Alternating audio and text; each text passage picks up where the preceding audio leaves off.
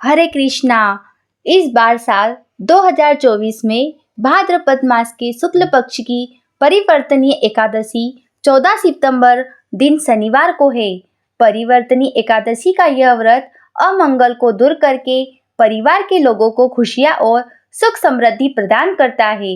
इस व्रत के प्रभाव से जातक के कई जन्मों के पाप धुल जाते हैं और अंत में उसे वैकुंठ लोक में स्थान मिलता है।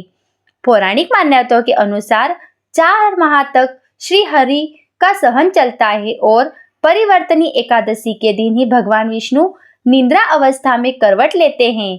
आज के इस वीडियो में आप जानेंगे परिवर्तनीय एकादशी के महत्व और इस दिन के शुभ मुहूर्त के साथ ही आप सुनेंगे परिवर्तनीय एकादशी की कथा भी।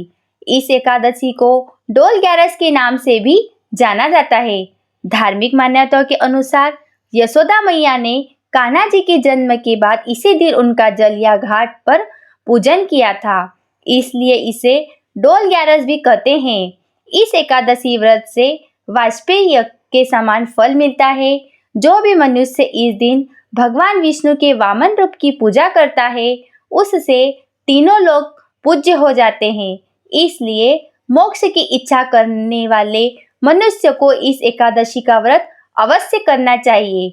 समस्त पापों का नाश करने के लिए परिवर्तनीय एकादशी से बढ़कर कोई अन्य उपाय नहीं है। इस दिन भगवान विष्णु के वामन अवतार की पूजा होती है। मान्यता है कि इस दिन व्रत रखने से माँ लक्ष्मी का आशीर्वाद भी प्राप्त होता है। माना जाता है कि साल भर में आने वाली कोई भी एकादशी हो, इस दिन चावल खाने से मनाही होती है। इसके साथ ही इस बात का ध्यान रखना होता है कि एकादशी में राहु काल में पूजा करना वर्जित होता है। महाभारत काल में ही श्री कृष्ण ने युधिष्ठिर से कहा था कि जो लोग परिवर्तनीय एकादशी का व्रत रखते हैं और भगवान विष्णु की पूजा करते हैं, उन्हें समस्त पापों से मुक्ति मिलती है और इस व्रत को करने से सुख शांति समृद्धि आध्यात्मिक शांति प्राप्त होती है। साथ ही व्यक्ति को भय रोग दोष आदि से मुक्ति मिल जाती है। इस दिन विष्णु सहस्त्र नाम का पाठ करना अत्यंत पुण्यदायी होता है। इस एकादशी को कुछ क्षेत्रों में डोला ग्यारस के नाम से भी जाना जाता है, जहां भगवान विष्णु की प्रतिमा को डोली में बिठाकर जलाशय में ले जाया जाता है और वहां उन्हें झूला झुलाया जाता है। जल झूलनी एकादशी पर दान का भी विशेष महत्व होता है। इस दिन भगवान विष्णु की पूजा अर्चना और व्रत के साथ दान करने से भी विशेष पुण्य की प्राप्ति होती है। यहाँ कुछ प्रमुख वस्तुओं का उल्लेख किया गया है, जिन्हें जल झूलनी एकादशी पर दान करना अच्छा माना जाता है। इस दिन अनाज का दान सबसे अच्छा होता है। गेहूं, दाल और अन्य अनाज का दान करना बहुत शुभ माना जाता है। यह दान अन्नदान के रूप में गरीबों और जरूरतमंदों को दिया जाता है। नए वस्त्र, विशेषकर सफेद वस्त्रों को गरीबों और ब्राह्मणों को दान करना भी बहुत अच्छा माना जाता है। माना जाता है कि ऐसा करने से व्यक्ति के समस्त पापों का नाश होता है। जल झूलनी एकादशी पर ब्राह्मणों या जरूरतमंदों को धन या दान भी करना चाहिए। यह दान गरीबों की सहायता के लिए दिया जाता है और इसे धर्म और पुण्य के कार्य के रूप में देखा जाता है।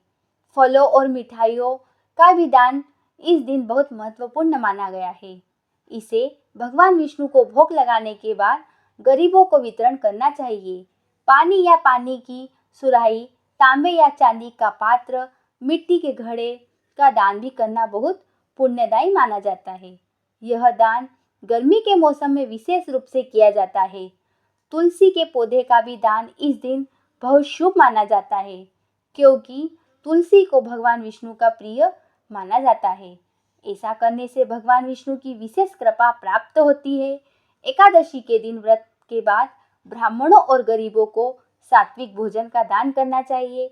यह दान आपके व्रत और पूजा को सफल बनाता है। धार्मिक पुस्तकें, भगवद गीता, रामायण आदि का दान भी करना शुभ होता है। इससे व्यक्ति को आध्यात्मिक ज्ञान और भगवान की कृपा प्राप्त होती है। धूप, दीप, अगरबत्ती, घी और अन्य पूजा सामग्री भी दान में देना चाहिए। माना गया है कि यह दान धार्मिक क्रियाओं और पाठ पूजा के प्रयुक्त होता है। तो यह थी आज की जानकारी। आपको यह जानकारी कैसे लगी कमेंट करके ज़रूर बताएं।